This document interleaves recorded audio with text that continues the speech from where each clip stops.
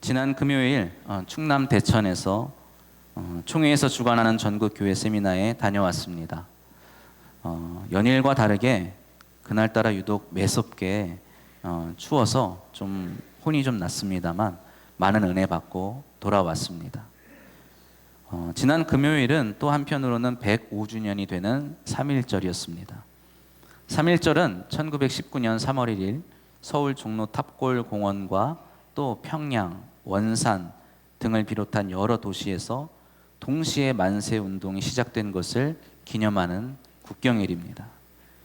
이 만세 운동은 처음에는 천도교와 기독교의 지도자들이 중심이 되어서 일제의 지배의 부당함을 알리고 또 한민족이 독립해야 하는 그런 당위성과 함께 그 독립의식을 고취시키기 위하여 준비하였습니다. 이후에 각 종교 지도자들과 또 민족 지도자들이 함께하여서 전국적인 운동으로 발돋움하게 되었고, 이후 우리나라 안뿐만 아니라 나라 바깥에도 큰 변화를, 큰 영향을 미친 역사적인 사건으로 평가받고 있습니다.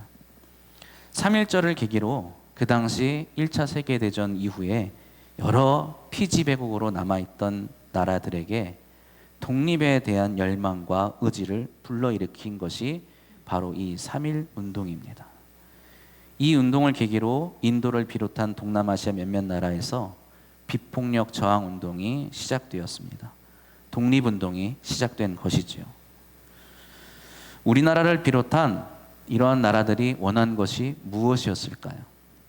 다름 아닌 자주 독립이었습니다. 독립이라는 것은 어떤 다른 나라나 다른 세력의 지배를 받지 않고 영향을 받지 않고 그의 지배와 영향 아래에서 이제 정치적으로, 경제적으로, 사회적으로 의존하지 않고 벗어나서 스스로 자유롭게 살아가는 것을 의미합니다. 오늘 우리가 읽은 예레미야서 33장의 배경이 되는 이 시대는 유다의 마지막 왕인 시드기야가 다스린 지 10년째 되던 해였습니다. 나라는 굉장히 위태롭습니다. 여러 강대국이 이 유다를 애워싸고 언제든지 집어삼킬 태세를 하고 있던 시대였죠. 바벨론의 느부갓네살 왕의 군대가 이제 예루살렘을 애워싸고 언제든지 이 예루살렘을 함락시킬 준비를 하고 있을 때였습니다. 그때 선지자 예레미야는 왕의 궁중 안에 있는 시위대의 뜰에 갇혀 있었다고 성경은 기록합니다. 그는 왜 갇혀 있을까요? 지금 그 어느 때보다도 하나님의 말씀이, 하나님의 도움이 필요한 그때에 하나님의 말씀을 받고 그것을 예언하는 예언자인 예레미야가 지금 왜 갇혀 있는 것일까요? 그가 하나님의 말씀을 받아서 왕과 백성에게 전하였는데 다름 아닌 예루살렘이 바벨론 왕의 손에 넘겨져서 함락당할 것이고 시드기야 왕은 포로로 바벨론에 끌려가게 될 것이라고, 그리고 많은 백성이 그 왕과 함께 바벨론의 포로로 끌려가게 될 것이라고 예언했기 때문입니다. 그 어느 때보다 나라를 생각하는, 민족을 생각하는 이 민족주의가 극에 달하고 또 자유와 독립에 대한 갈망이 강한 그때에 우리나라가 멸망하게 될 것이라고, 그것이 하나님의 뜻이라고 말하는 선지자가 있다면 그는 어떤 대우를 받을까요? 당연히 모든 사람에게 욕을 당할 것이 분명합니다. 그렇게 예레미야는 거짓 선지자로 낙인 찍히게 되었고 배신자 혹은 바벨론의 내통자로 여겨져서 시위대의 감옥에 갇히게 된 것입니다. 그러한 가운데 오늘 본문 말씀이 시작하죠. 이제 감옥에 갇힌 그에게 두 번째로 하나님의 말씀이 임하였다고 합니다. 예레미야 33장 3절 말씀입니다. 너는 내게 부르짖으라. 내가 네게 응답하겠고 네가 알지 못하는 크고 은밀한 일을 내게 보이리라. 아멘. 하나님께서 예레미야에게 부르짖으라 이렇게 명령하시지요. 이것은 하나님께서 당신의 말씀을 주시는 하나의 방식입니다. 그런데 이것은 예언이 아닌 신탁의 말씀인 것입니다. 예언이라는 것은 말 그대로 우리는 아무것도 하지 않고 있는 가운데 하나님께서 정하신 때와 하나님께서 정하신 사람에게 갑자기 하나님의 말씀이 임하는 것입니다. 그 말씀을 그 사람이 받고 그대로 전하는 것이 바로 예언이죠. 예레미야는 앞서서 이러한 하나님의 말씀을 그대로 받아서 전한 예언자였습니다. 그런데 신탁은 어떠한 일이 생기거나 어떠한 상황에서 우리가 사람이 먼저 하나님께 구하는 것입니다. 하나님께 질문하는 것이죠. 하나님께 이 상황에 대해서 아뢰는 것입니다. 그때에 하나님께서 그 질문에 대해 응답하시면서 주시는 말씀이 신탁이라는 것이죠. 하나님께서는 지금 예레미야에게 먼저 나에게 질문을 해라 이렇게 말씀하고 계시는 겁니다. 32장에서 하나님께서는 예레미야에게 유다의 멸망의 말씀을 전하라 이렇게 하시죠. 예레미야는 하나님의 말씀을 받아 예언자로서 시드기야 왕에게 그대로 받은 말씀을 전합니다. 그런데 이제는 하나님께서 예레미야에게 너가 한번 궁금한 거 나에게 물어보라 이렇게 하시는 겁니다. 당연히 이제 예레미야는 하나님께 질문할 것입니다. 하나님께서 이에 응답하셔서 크고 은밀한 일, 즉 사람으로서 알 수 없는 놀라운 비밀을 알려주시겠다고 하셨기 때문입니다. 그 마음속에 그 심중에 궁금해하고 정말 어떻게 된지 알 수가 없어서 답답하게 그지없는 그 모든 일들을 하나님께 아뢰할 것입니다. 오늘 본문 말씀에 예레미야가 한 질문은 나오지 않습니다. 그런데 이 예레미야가 한 질문이 우리가 어떻게 알 수 있을까요? 아마 추측이 충분히 될 수 있을 것 같습니다. 하나님께서 이에 대해서 답하시는 내용을 보면 알 수가 있습니다. 본문을 주의 깊게 읽어보면 하나님께서 이 예레미야에게 내게 부르짖으라, 내게 질문해라, 내게 기도해봐라 하신 후에 대답으로 주시는 말씀을 읽어보면 일관되게 말씀하시는 것이 있습니다. 그것은 바로 이 성읍에 관한 이야기입니다. 이 성읍은 다름 아닌 예루살렘이죠.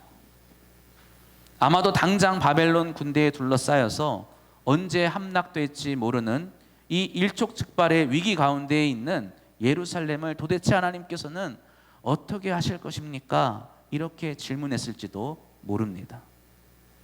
그런데 이것은 아마 예레미야만의 관심사가 아니었을 겁니다. 그 당시에 왕으로 있었던 시드기야 왕뿐만 아니라 수많은 고관들, 그리고 이 예루살렘 안에서 꼼짝없이 갇혀서 지금 수개월째 고생을 하고 있는 예루살렘 주민 역시 그것에 대해서 온 마음을 다해서 관심을 갖고 있었을 거란 말입니다. 하나님께서 너 나에게 궁금한 거 한번 물어봐라, 너 지금 너가 원하는 것을 한번 나에게 물어봐라 라고 한다면 그들은 하나같이 한결같이 하나님, 이 예루살렘을 어떻게 하시겠습니까? 라고 물을 수밖에 없었을 거란 말입니다. 하나님께서 당신의 백성, 그리고 당신 백성과 맺으신 언약이 상징하는 그것을, 모든 것을 상징하는 도시인 이 거룩한 성 예루살렘을 이대로 멸망시키실 것인가, 아니면 구원하실 것인가를 모두가 알고 싶어 했을 것입니다. 그런데 하나님께서는 이에 대해서 응답하십니다. 뭐라고 말씀하십니까? 이 성읍을, 이 예루살렘을 멸망시키겠다, 그리고 그 후에 회복하시겠다고 말씀하십니다. 이해하기 어려운 말씀입니다. 멸망은 무엇을 의미합니까? 나라가 사라지는 것을 의미하는 거예요. 방금 앞에서 말씀드린 것처럼 왕이 폐위되고 끌려가고 백성들이 무참히 죽임을 당하고, 그리고 그 남아있는 백성들조차 포로가 되어서 타국으로 끌려가는 것을 의미하는 것이죠. 또 고대 세계에서는 한 나라가 멸망한다는 것은 곧 그 나라가 섬기는 신이 무능하다는 것을 의미하기도 했습니다. 그래서 우리가 지난주에 살펴본 말씀 중에서도 하나님께서 이 나라를 지키실 수 있겠느냐라는 아수르 고관의 비아냥거리는 말을 우리가 성경을 통해서 보지 않았습니까? 이미 북이스라엘 왕국은 멸망한 뒤였어요. 이미 여호와 하나님의 이름은 만국 앞에 수치를 당하고 있습니다. 이제 작은 나라 이 남유다 왕국만이 남아있을 뿐입니다.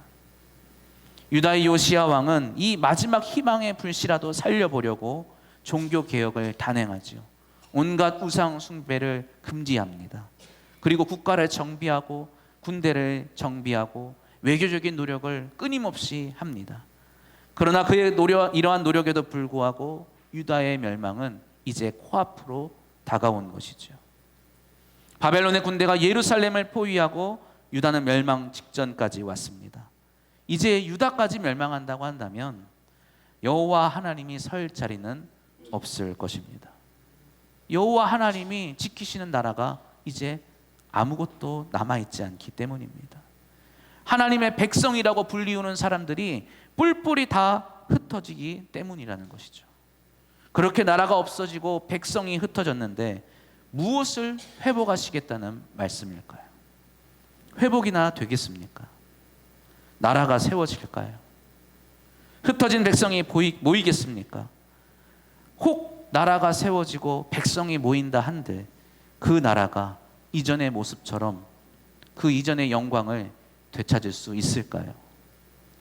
실제로 우리가 이 이스라엘의 역사를 살펴보면 거의 한 세기가 지나서 이제 이스라엘 민족들이 다시금 자신의 고향으로 돌아오게 됩니다. 그런데 나라를 세우기까지는 정말 험난한 과정이 있었습니다. 이미 그 땅에는 많은 이방 민족이 자신들의 삶의 자리로 그곳을 삼고 살아가고 있었기 때문이에요.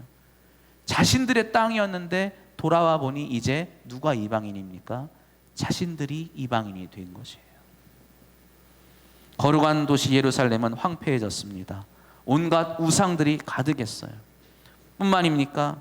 자신들의 이 후손들이 이미 수십 년 동안을 타국에서 지낸 그 덕분에 이제는 예루살렘, 이 유다 이런 것들을 그리워하지 않고 모든 것이 풍요롭고 모든 것이 번영하고 있는 그 바벨론 땅이 더 살기 좋다고 하면서 자신의 고향으로 이 유다로 이스라엘로 돌아오는 것을 포기하기까지 합니다.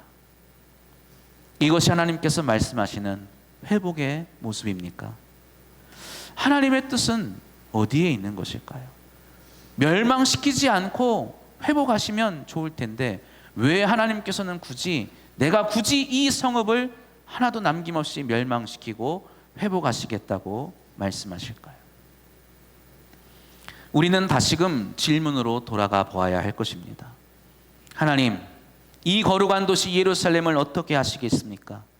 이 성읍 예루살렘을 멸망시키고 다시 회복하리라. 하나님께서는 응답하신다는 겁니다. 멸망을 우리가 붙잡아야 할까요? 회복을 붙잡아야 할까요? 하나님께서는 우리에게 멸망과 회복의 말씀을 동시에 주십니다. 그럴 때 우리의 마음은 무엇을 향하고 있어야 합니까? 우리 작은 아이가 다니는 유치원에 가는 길에 또 그 유치원에 아이를 내려다 주고 돌아오는 길에 보면 이렇게 공사장이 두 군데가 있습니다. 둘 다 이 재개발이 확정된 이 아파트 부지더라고요. 그런데 제가 올 때까지만 하더라도 지나가면 먼지가 풀풀 나도록 계속 뭔가를 부시고 있습니다. 큰 기계들이 막 건물을 다 무너뜨리고 부시고 그것들을 잔해를 다 트럭에다가 싣고 옮기고 하는 일들을 계속 하고 있어요. 매일같이 합니다. 얼마나 많은 건물들이 무너지는지 보기만 해도 정말 대단한 일을 하는구나 싶더라고요. 그런데 얼마 전에 가보니까 이제 남은 것이 다 없어요. 완전히 공터가 됐습니다. 완전 그 넓은 땅이 평평한 땅이 되었고 아무것도 없이 건물이 하나도 남김없이 다 부서지게 된 것이죠. 그런데 그 건물들이 다 부서지고 땅을 다 헤집고 했을 텐데 그 건물들의 주인들이, 그 땅의 주인들이 왜 가만히 있었을까요? 내 집을 부시는데, 내 땅을 맘대로 그렇게 막 헤집는데 왜 가만히 있었을까요? 제가 이런 질문하면 좀 멍청하다고 생각하실 수도 있겠죠. 왜 그들이 가만히 있습니까? 건물이 부서져도 땅이 파헤쳐져도 그곳에 살던 사람들이 불만을 갖지 않는 이유는 그것이 끝이 아니라는 것을 알기 때문이죠. 그곳에 새로운 건물이 세워지고 자신들이 그곳에 다시금 살 수 있게 되리라는 것을 알고 있기 때문입니다. 어떻게 그것을 알 수 있습니까? 계약서를 작성하지 않습니까? 내가 이곳에 어느 곳에 살고 있었는데 이제 이곳에 재건축이 되고 아파트가 들어서고 하면 내가 몇 동 몇 호에 살게 될 것이다. 계약을 이렇게 하지 않습니까? 그것을 내가 들고 있고 알고 있으니까 내 집이 무너져도 내가 살던 땅이 기계들이 다 와서 다 드러내도 별 불만이 없는 것이죠. 지금 예루살렘에 있는 시디기야 왕과 백성들은 두려움에 사로잡혀 있습니다. 이 거룩한 도성 예루살렘이 이제 곧 무너질 것이기 때문입니다. 아니, 무너지고 있어요. 성벽이 점점 무너지고 기울어져 가고 있습니다. 그래서 어떻게든 예루살렘 성벽이 무너지는 것을 막기 위해서 성벽 근처에 있는 집들을 허물기 시작합니다. 스스로의 손으로 허물어요. 그래서 그 허문 잔해를 가지고 성벽에 덧대기 시작합니다. 그래서 성벽이 바벨론 군대가 반대쪽에서 토성을 쌓고 밀어 넘어뜨리는 것을 어떻게든 버텨보려고 애를 쓰고 기를 쓰고 있는 것이죠. 그럼에도 역부족이어서 이제 예루살렘 성벽은 허물어지고 있습니다. 이제 얼마 지나지 않아서 이 예루살렘은 벽돌 위에 벽돌 하나도 남김없이 다 무너지고 황폐하게 될 것입니다. 그러나 하나님께서는 예레미야에게 말씀하시죠. 하나님께서 하고자 하시는 것이 무엇이냐? 바로 예루살렘을 그냥 무너뜨리는 것으로 끝내는 것이 아니라 예루살렘을 새로 짓겠다고 하시는 것입니다. 유다 나라를 멸망시키는 것이 하나님의 목적이 아니라 이 유다 나라를, 당신의 나라를, 당신의 백성을 새롭게 세우시겠다고 말씀하시는 것입니다. 당신의 백성 이스라엘 민족과 언약을 깨버리고 그들을 잊어버리고 하시는 것이 아니라 언약을 새롭게 갱신하셔서 그들을 내 민족으로, 내 백성으로 다시금 삼겠노라 말씀하시는 것입니다. 예레미야 33장 6절 7절 말씀 우리 함께 봉독해 보겠습니다. 시작. 그러나 보라, 내가 이 성읍을 치료하며 고쳐낫게 하고 평안과 진실이 풍성함을 그들에게 나타낼 것이며 내가 유다의 포로와 이스라엘의 포로를 돌아오게 하여 그들을 처음과 같이 세울 것이며 아멘. 하나님의 목적은 이 성읍, 하나님의 도성과 하나님의 나라의 멸망이 아닙니다. 이 나라 이 민족 가운데 깊숙이 뿌리 내린 영적인 타락과 불의를 치료하여 고쳐낫게 하시는 것입니다. 이를 위해서 하나님은 처음부터 시작하시겠다고 말씀하시는 거예요. 마치 새 건물을 세우기 위해서 이전 건물과 땅을 완전히 갈아엎으시는 것처럼 하나님은 그냥 조그만 부분을 고쳐서 쓰시겠다는 것이 아니라 아예 처음부터 새롭게 그것을 창조하시겠다고 말씀하시는 것입니다. 하나님께서 예루살렘을 무너뜨리시는 이유는 분명 그들의 죄 때문입니다. 그러나 그 죄 때문에 멸망하는 것이 아닙니다. 그 죄 때문에 하나님께서 그들을 구속하시기 위해서 그것들을 다 무너뜨리시는 것입니다. 죄를 정하게 하시고 죄를 사하실 것입니다. 그리하여 그 성읍이 이전에 처음 세워졌을 때와 같이 모든 세계 열방 앞에서 하나님의 기쁨이 될 것입니다. 그 성읍에 찬송과 영광이 있게 될 것이라고 하나님께서 말씀하십니다. 모든 민족이 이 성읍을 보며 그 성읍 가운데 계신 하나님의 베푸신 복과 평안으로 말미암아 하나님을 두려워하게 될 것이라고 하나님께서는 말씀하시는 것이죠. 이것이 가능한 일일까요? 완전히 다 무너뜨리고 아무것도 남아있지 않는 상태에서 그 예루살렘, 하나님의 거룩한 도성을, 하나님의 거룩한 성전을 다시금 일으켜 세우는 것이 가능한 일일까요? 강대국 바벨론에 의해서 돌짝 하나 남김없이 다 황폐하게 밀어버린 그 땅에 하나님의 도성이 다시금 세워질 수 있을까요? 이 일을 가능케 하실 분이 누구십니까? 예레미야 33장 2절 말씀. 이를 행하시는 여호와, 그것을 만들며 성취하시는 여호와, 그의 이름을 여호와라는 이가 이와 같이 이르시도다. 지금 예레미야에게, 우리에게 말씀하는 분이 누구십니까? 여호와 하나님은 자신을 가리켜 뭐라고 말씀하십니까? 이를 행하시고 만들며 성취하는 분이라고 말씀하십니다. 행하다, 만들다, 성취하다, 이러한 단어는 사실 창세기에서 하나님께서 천지 만물을 창조하실 때 그럴 때 사용되어지는, 표현되어지는 단어들입니다.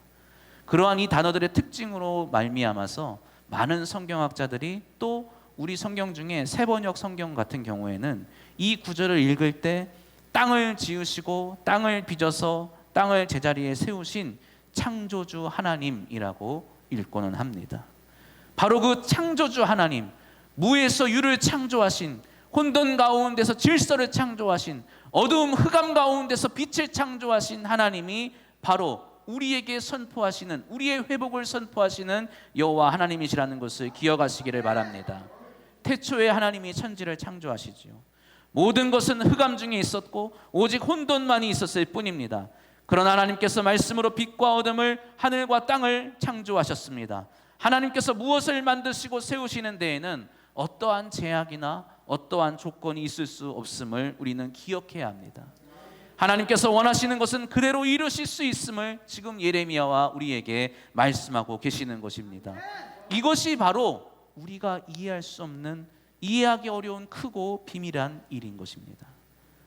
사랑하는 성도 여러분, 하나님께서는 저와 여러분에게 크고 은밀한 일을 보이셨습니다. 그것은 무엇입니까? 바로 저와 여러분을 예수 그리스도의 은혜로 구원하신 일입니다. 사람들은 자신을 구원할 수 있는 것이 세상의 권력이라고 생각했어요. 수많은 재물이 있으면 내가 구원받을 수 있을 것이라고 여겼습니다. 많은 사람들에게 존경을 받고 존중을 받는 고귀한 위치에 오른다고 한다면 자신이 구원받을 수 있을 것이라고 생각했습니다. 그러나 그 어떠한 것도 죄와 사망으로부터 우리를 구원할 수 없었습니다.